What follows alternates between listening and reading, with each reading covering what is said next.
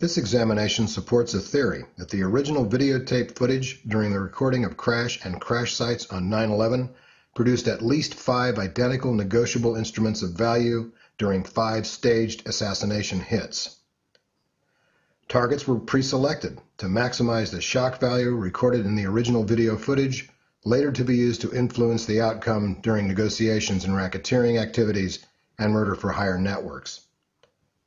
These instruments of value are essentially snuff films, used later to intimidate.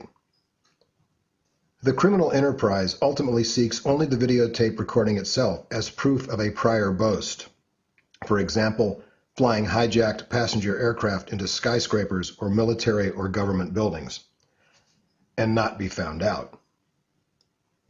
This compilation of recorded video and witness testimony is presented to show how each air weapon event occurred during the Clinton administration approved, General John Shilikashvili instituted, War Games Stand Down of Force order, allowing Canada to command North American airspace during an ongoing annual joint air war exercise, Global Guardians and Vigilant Guardian.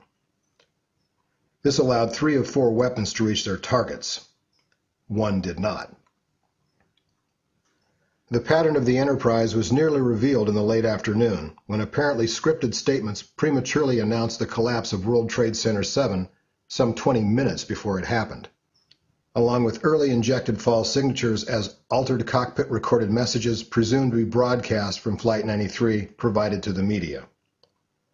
This action of spinning the public opinion is part of the pattern of the criminal enterprise, connected by the similar methods by unusual supporting evidence, such as red team headbands after a fiery crash, and Arab passports miraculously found at crash sites after the combustion of thousands of gallons of jet fuel. All the events of the day were followed by the methodical introduction of convenient evidence to support the terrorist angle, all the while removing evidence to garbage dumps and foreign smelters to prevent evidence discovery by chemical analysis. The pattern of the enterprise has been identified and developed by the forensics economists of Hawks Cafe. The 5 events have 5 coordinated operational functions: to spot and track a target, to shoot, or rather videotape the attack for future use, to snuff and destroy a target by various weapons, to spin the event using the media to cast false testimony on the innocent, to spoil conclusions, adding or removing evidence to support the spin to change the public perception of the hit. And this pattern has been seen before, where an assassination is performed in the public view, evidence is removed, the witnesses are silenced, stories are spun, commissions issue incomplete reports. The 5 events employed very special weapons not easily commandeered, yet all can be connected to the same criminal enterprise by the pattern of the enterprise and in the execution of the functions of the pattern. It can be said confidently that for all the attacks to be part of an international criminal activity performed in plain view on the national stage, it will require years of preparation during previous administrations of the United States government to put such an enterprise in place well in advance of the day of execution of the operation. It would without a doubt take a professional level of knowledge of the secure operations of American and Canadian military and commercial airspace. And under the administration of Bill Clinton, Dr. John Deutz lost 14,000 pages of classified CIA files while using them at his home. Clinton pardoned him on his way to the Bush inauguration less than an hour before leaving office. And the chairman of the Joint Chiefs of Staff, General John Shilikashvili, rewrote new operational orders allowing for a handover of American airspace to the Red Team attackers in the June Air War Games of 2001, Amalgam Virgo. But Amalgam Virgo was also supported with inappropriate UN MOVIC weapons inspectors funded with $100 million provided by Saddam Hussein. It is now clear why. As an information gathering opportunity, it paved the way to transfer the knowledge for Global Guardian, another bigger war game in September. It would take having correct encryption keys to break into military comm links and nodes.